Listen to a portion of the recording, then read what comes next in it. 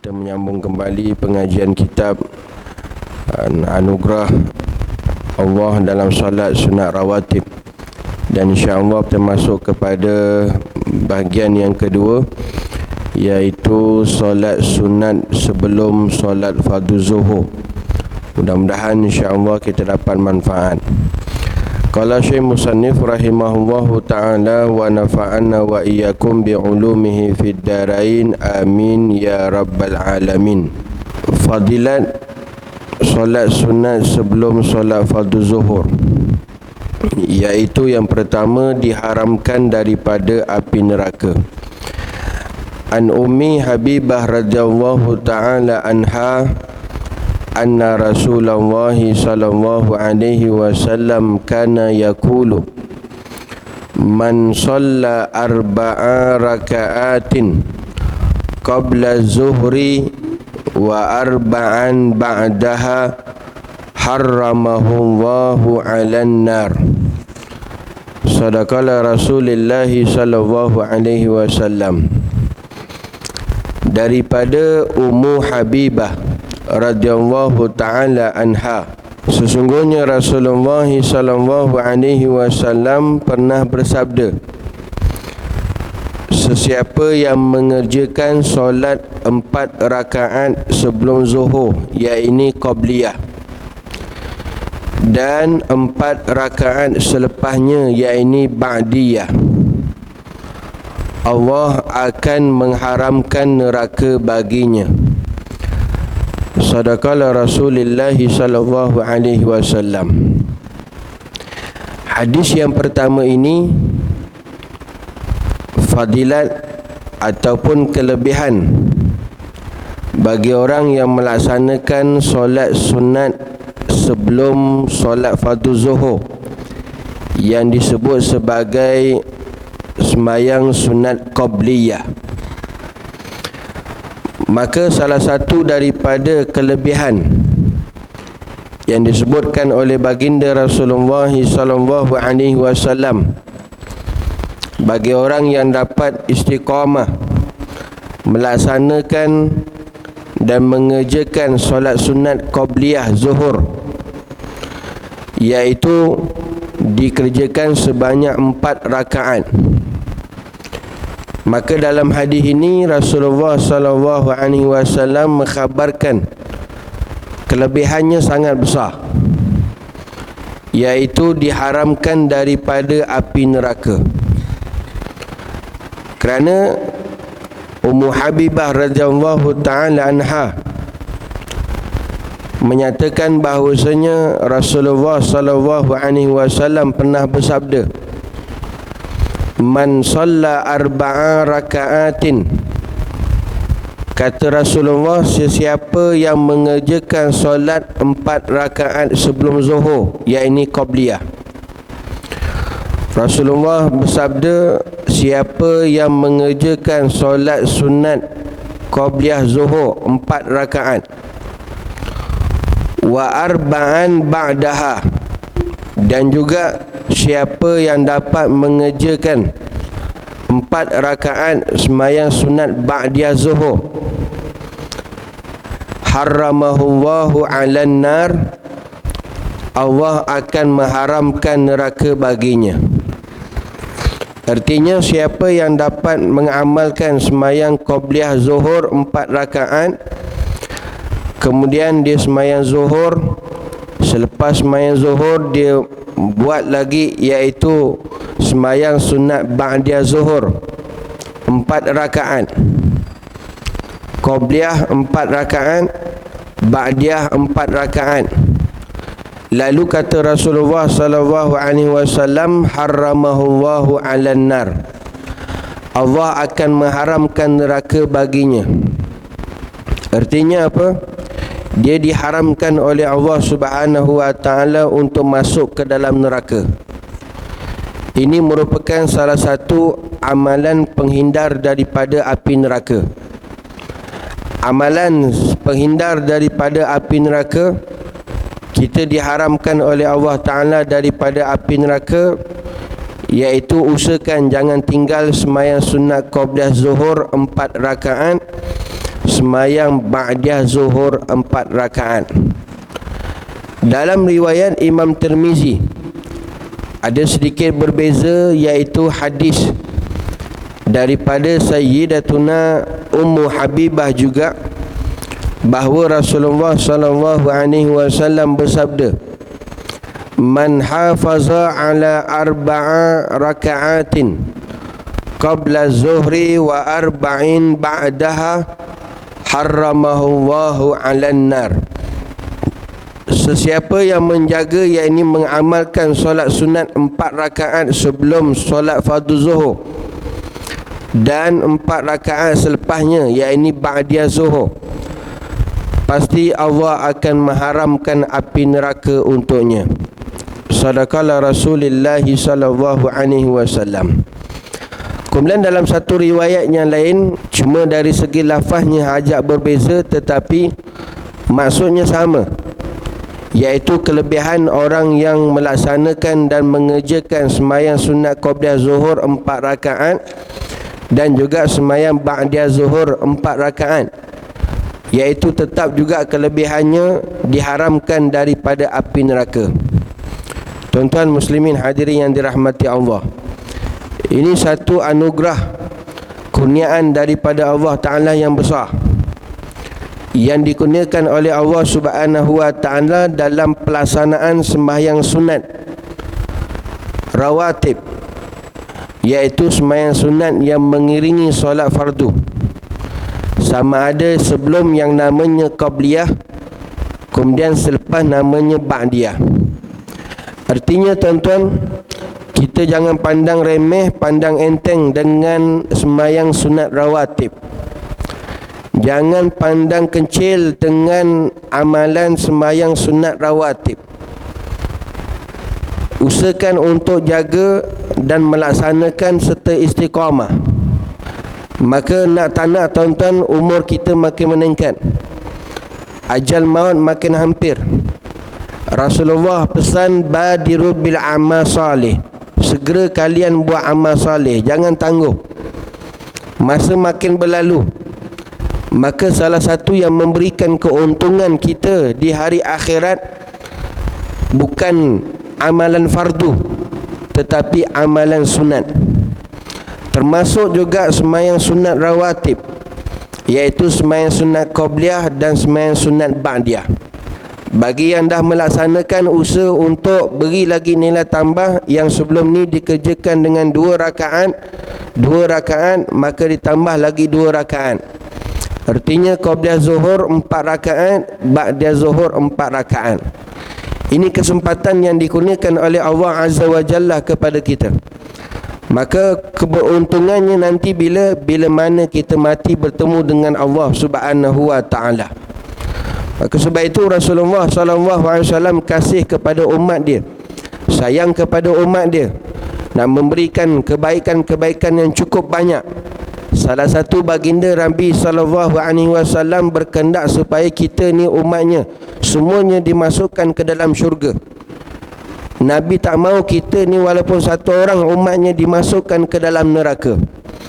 Maka salah satu daripada amalan dihindarkan daripada api neraka, iaitu usahakan untuk dapat kita memelihara, menjaga, mengamalkan solat sunat qabla zuhur 4 rakaat dan juga sembahyang ba'da zuhur 4 rakaat.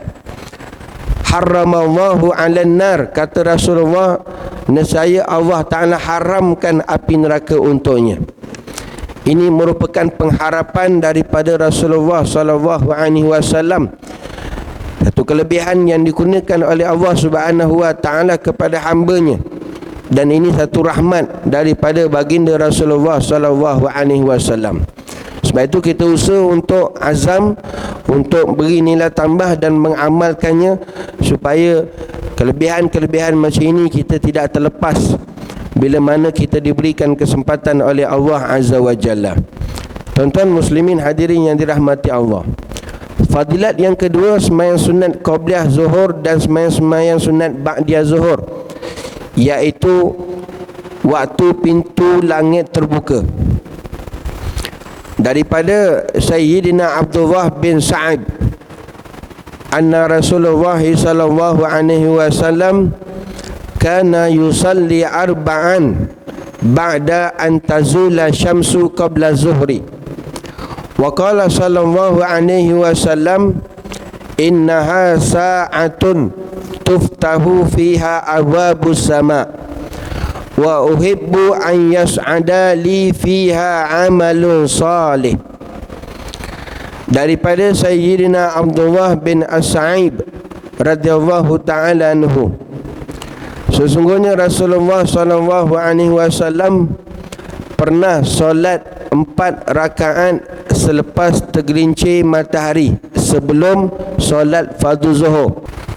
Dan baginda sallallahu alaihi wasallam berkata, sesungguhnya ia adalah waktu dibukakan pintu-pintu langit ketika itu, dan aku suka sekiranya amalan solehku diangkat padanya, iaitu pada waktu itu. Hadis ini Rasulullah sallallahu alaihi wasallam khabarkan kepada kita satu keistimewaan, iaitu pada waktu zuhur. Waktu zuhur ini adalah waktu yang sangat penting, kerana Rasulullah sallallahu alaihi wasallam menyatakan waktu zuhur ini adalah waktu yang mana dibukakan pintu-pintu langit. Pintu-pintu langit dibuka bila? Ketika mana gelincirnya matahari masuk waktu zuhur. Waktu itu pintu langit terbuka. Waktu itu dibukakan pintu-pintu langit. Lalu sebab itu Rasulullah sallallahu alaihi wasallam tidak meninggalkan semayang sunat ba'diyah, semayang sunat qabliyah, iaitu sebelum semayang fardu zuhur, semayang qabliyah, dengan Rasulullah sallallahu alaihi wasallam menyatakan bahawasanya aku iaitu pernah solat 4 rakaat selepas gelincir, iaitu masuk waktu zuhur, sebelum melaksanakan sembahyang fardu zuhur dengan melakukan 4 rakaat. Maka 4 rakaat lebih banyak daripada 2 rakaat, kerana mengambil kesempatan yang pertama ketika itu, waktu itu dibukakan pintu-pintu langit. Bila kata dibukakan pintu-pintu langit, maka terbentang luas rahmat, keberkatan daripada Allah Subhanahu wa taala. Lalu Rasulullah sallallahu alaihi wasallam menyatakan, bila mana waktu tersebut dibukakan pintu-pintu langit, aku suka sekiranya amalan solehku, amalan baikku, maka diangkat pada waktu tersebut. Maka sebab itu Rasulullah sallallahu alaihi wasallam mengerjakan sembahyang sunat qabliyah zuhur ini bukan hanya 2 rakaat, tetapi 4 rakaat, kerana dia termasuk daripada amalan saleh, selain daripada membaca Al-Quran, selain daripada bersedekah, selain daripada perkara-perkara yang lain. Kerana ketika itu dibukakan pintu-pintu langit, maka bila mana dibukakan pintu langit, seluasnya pintu langit terbuka, maka inilah kita mengambil kesempatan supaya mengerjakan amal saleh, dan supaya amal saleh kita diangkat pada waktu tersebut. Kerana ini dilakukan oleh baginda Rasulullah sallallahu alaihi wasallam. Maka ini satu kelebihan yang besar yang dikurniakan oleh Allah Subhanahu wa taala. Kelebihan waktu macam ini, tuan-tuan, waktu zuhur ini adalah kelebihan sangat besar, iaitu pintu langit terbuka. Apa-apa jua sekalipun amal soleh, maka usahakan dibuat pada ketika itu. Termasuklah sembahyang sunat qabliyah zuhur, jangan tinggal. Termasuklah dengan zikrullahnya, dengan doanya, dengan apa jua sekalipun bentuk amal soleh. Kerana bila mana dibuka pintu langit, pasti dimustajabkan, dimakbulkan oleh Allah Subhanahu wa taala. Tuan-tuan muslimin hadirin yang dirahmati Allah. Yang ketiga, kelebihan sembahyang sunat qabliyah zuhur, iaitu ia tidak pernah ditinggalkan oleh Rasulullah sallallahu alaihi wasallam. Dalam riwayat Imam Bukhari disebutkan, anna Nabi sallallahu alaihi wasallam kana la yada'u arba'an qabla zuhri wa rak'ataini qabla al-ghada. Sadaqala Rasulullah sallallahu alaihi wasallam. Sesungguhnya Nabi sallallahu alaihi wasallam tidak pernah meninggalkan solat sunat 4 rakaat sebelum solat fardu zuhur dan 2 rakaat sebelum solat fardu subuh. Hadis sahih riwayat Imam Bukhari. Rasulullah sallallahu alaihi wasallam dalam riwayat ini menyatakan bahawasanya la yada arba'an qabla zuhur. Rasulullah tak pernah meninggalkan solat sunat 4 rakaat sebelum solat fardu zuhur. Artinya apa tuan-tuan? Rasulullah tak pernah meninggalkan semayang sunat qabliyah zuhur 4 rakaat. Bila masuk saja waktu zuhur, Rasulullah akan kerjakan dulu semayang qabliyah zuhur. Berapa? 4 rakaat. Kerana Rasulullah tak pernah meninggalkan solat sunat 4 rakaat sebelum solat fardu zuhur. Semayang sunat qabliyah zuhur Nabi buat 4 rakaat, dan Nabi tak pernah tinggalkan semayang sunat qabliyah zuhur. Ini menunjukkan bahawa betapa penting semayang sunat rawatib ini, iaitu semayang sunat qabliyah zuhur. Sangat penting sehingga Rasulullah tidak pernah meninggalkannya. Hatta Nabi kalau buat, Nabi buat semayang sunat 4 rakaat qabliyah zuhur. Ini satu contoh yang diberikan oleh baginda Rasulullah sallallahu alaihi wasallam. Dan juga wa rak'ataini qabla al-ghada, dan juga Rasulullah tak pernah meninggalkan 2 rakaat sebelum solat fardu subuh. Dan bila saja masuk waktu subuh, sebelum Nabi solat fardu subuh, Nabi buat dulu semayang sunat 2 rakaat subuh.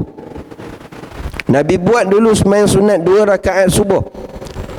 Nabi tak pernah tinggalkan tuan-tuan. Semayang sunat subuh 2 rakaat, barulah akan dikerjakan semayang fardu subuh 2 rakaat. Maka ini 2 amalan yang tak pernah meninggalkan, tak pernah ditinggalkan oleh Rasulullah sallallahu alaihi wasallam dalam kehidupan Rasulullah. Maka sebab itu kita pun mengambil contoh tafa'ul. Mudah-mudahan kelebihan tersebut akan diberikan oleh Allah Subhanahu wa taala kepada kita selaku umat Nabi sallallahu alaihi wasallam. Nabi kekasih Allah sendiri pun tak tinggalkan semayang sunat qabliyah zuhur 4 rakaat, semayang sunat subuh 2 rakaat. Maka kita usaha untuk menyambutnya dan melakukannya, kerana pasti di sana ada kelebihan-kelebihan yang sangat besar yang dikurniakan oleh Allah Subhanahu wa taala. Tuan-tuan muslimin hadirin yang dirahmati Allah, bila waktu untuk kita melaksanakan solat sunat qabliyah zuhur ini, maka waktunya iaitu tak lain dan tak bukan sebelum solat fardu zuhur. Iaitu bila masuk saja waktu zuhur sudah masuk, maka sebelum kita sembahyang fardu zuhur, kita dirikan dululah sembahyang qabliyah zuhur 4 rakaat. Itu waktu dia, iaitu qabliyah, iaitu sebelum sembahyang fardu zuhur. Bilangan rakaat maka dianjurkan untuk kita buat 4 rakaat. Ini bagi bilangan qabliyah zuhur, maka dianjurkan dibuat 4 rakaat. Siapa yang sebelum ni dah buat 2 rakaat, maka usaha tambahkan lagi 2 rakaat, maka menjadi 4 rakaat. Bagaimana cara kaifiat mengerjakannya? Ada 2 cara tuan-tuan. Kaedah melaksanakan qabliyah zuhur ini secara 4 rakaat. Kaedah yang pertama iaitu 2 rakaat 2 rakaat. Kaedah yang pertama 2 rakaat 2 rakaat. Artinya asing. 2 rakaat pertama salam, kemudian buat lagi 2 rakaat, kemudian salam. Jadi total 4 rakaat juga. Tinggal lagi dipecahkan 2 rakaat 2 rakaat. Kaedah yang kedua boleh juga tuan-tuan pilih 4 rakaat sekaligus. 4 rakaat satu salam artinya. 4 rakaat satu salam. Ini pun disebut ada sebahagian kitab. Jadi ada dua kaedah cara melaksanakannya, sama ada 4 rakaat 2 salam ataupun 4 rakaat 1 salam. Baik, kita ambil dulu cara kaedah pertama, 4 rakaat 2 salam. Mula-mula sekali kerjakan dulu 2 rakaat dengan menyebut qabliyah. Lafaz niatnya usalli sunnata zuhri raka'ataini qabliyah lillahi ta'ala. Niat dalam hati saja aku sembahyang sunat qabliyah zuhur 2 rakaat kerana Allah Ta'ala. Ini kaedah yang pertama, 2 rakaat 2 rakaat. 2 rakaat yang pertama niatnya saja aku sembahyang sunat qabliyah zuhur 2 rakaat kerana Allah Ta'ala. Sebut perkataan qabliyah, iaitu sebelum. Kemudian tuan-tuan, dari segi surah dibaca selepas Fatihah ini sebenarnya open, apa-apa surah saja boleh, tak jadi masalah. Rakaat pertama lepas Fatihah tuan-tuan nak baca suratul kafirun, silakan. Rakaat kedua lepas Fatihah nak baca qul huwallahu ahad, suratul ikhlas pun silakan, ataupun surah-surah yang lain pun tak jadi masalah. Ini adalah untuk cara yang pertama. Kemudian bila lepas salam, bangun lagi, buat lagi 2 rakaat qabliyah zuhur dengan lafaz niat tanpa ada menyebut qabliyah. Tanpa ada menyebut qabliyah, iaitu sebelum. Artinya kalau lafaz yang kedua tu usalli sunnata zuhri raka'ataini lillahi ta'ala, niatnya saja aku solat sunat zuhur 2 rakaat kerana Allah Ta'ala. Yang pertama tadi ada perkataan lafaz qabliyah, yang kedua tidak ada lafaz perkataan qabliyah. Itu kaedah bagi pelaksanaan 2 rakaat 2 rakaat, artinya 4 rakaat 2 salam. Surah pun sama seperti mana tuan-tuan pilihan, mana-mana surah pun boleh, tak jadi masalah. Kemudian cara yang kedua, ada yang nak buat sembahyang qabliyah zuhur ni 4 rakaat sekaligus, 1 salam artinya. Lafaz niatnya usalli sunnata zuhri 4 rakaatin qabliyah lillahi ta'ala. Ada perkataan qabliyah, saja aku sembahyang sunat qabliyah zuhur 4 rakaat kerana Allah Ta'ala. Dia straight terus, 1 salam. Surah pun sama juga, apa-apa surah tuan-tuan boleh dibaca. Rakaat pertama contohnya lepas Fatihah suratul kafirun, rakaat kedua lepas Fatihah suratul ikhlas, rakaat ketiga kalau nak baca surah pun boleh, apa-apa surah. Rakaat yang keempat pun sama juga untuk dibaca surah. Keempat-empat rakaat tersebut. Ini kaedah pelaksanaan 4 rakaat 1 salam. Cuma tinggal lagi tuan-tuan, untuk cara yang kedua ini 4 rakaat 1 salam, boleh memilih sama ada melakukan tahiyat awal ataupun tidak. Artinya tuan-tuan, siapa yang buat 4 rakaat 1 salam ni, nak buat tahiyat awal pun boleh, tak buat tahiyat awal pun boleh. Kalau yang nak buat tahiyat awal pun silakan, kalau yang tak buat tahiyat awal pun silakan. Cuma tak payah nak sujud sahwi lah, sebab tinggal tahiyat awal. Sebab ini solat sunat. Solat sunat dia tak perlu untuk dijabarkan ataupun diganti dengan sujud sahwi, kerana meninggalkan solat tahiyat awal. Kemudian jika tidak membaca apa-apa surah pada rakaat ketiga dan keempat, dalam cara yang kedua ini pun tak menjadi masalah tuan-tuan. Sebab mungkin dia dah biasa rakaat pertama, rakaat kedua saja baca surah, yang rakaat yang ketiga, keempat tidak baca surah, pun tetap sah sembahyang sunat qabliyah zuhur tersebut. Tuan-tuan muslimin hadirin yang dirahmati Allah, jika tidak sempat mengerjakan solat qabliyah zuhur, maka boleh mengqadakannya selepas mengerjakan solat fardu zuhur. Ini kalau tak sempat, kata ulama. Kalau tak sempat, nak melakukan sembahyang qabliyah zuhur sebelum sembahyang fardu zuhur, maka boleh dilakukannya selepas daripada mengerjakan solat fardu zuhur. Boleh tuan-tuan nak mengqadakan qabliyah zuhur tersebut, silakan, tak jadi masalah. Kerana dalam riwayat Sayyidatuna Aisyah radhiyallahu taala anha, dia berkata, anna Nabiya sallallahu alaihi wasallam kana iza lam yusalli arba'an qabla zuhri sallahunna ba'dahu. Sesungguhnya Nabi SAW jika tidak sempat mengerjakan solat 4 rakaat qabliyah zuhur, baginda akan mengerjakan selepasnya, iaitu selepas sembahyang fardu zuhur. Artinya tuan-tuan, supaya kita tidak luput kelebihan, diharamkan daripada api neraka, dibuka pintu-pintu langit, maka walaupun kita tak sempat nak melakukan qabliyah zuhur itu sebelum sembahyang fardu zuhur, maka boleh kita buat selepas daripada selesai sembahyang fardu zuhur.